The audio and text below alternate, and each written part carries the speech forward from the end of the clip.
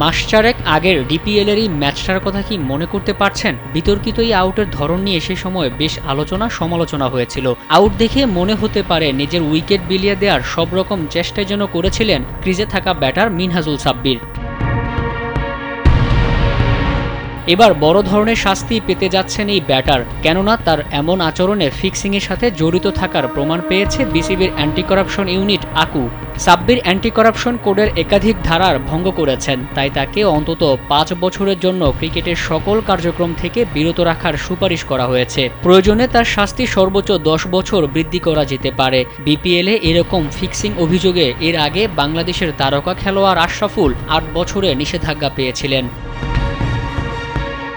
এখন যে কোনো ব্র্যান্ডের পুরাতন এসি বদলে নতুন ওয়ালটন এসিতে উপভোগ করুন 25% ছাড়।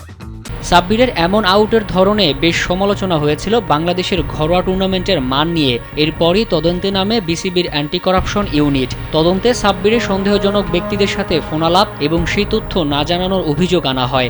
এখন শেষ পর্যন্ত সাব্বিরকে নিয়ে বিসিবি কী ব্যবস্থা গ্রহণ করে সেটি দেখার অপেক্ষা। মোহাম্মদ মাসুম, কালবেলা।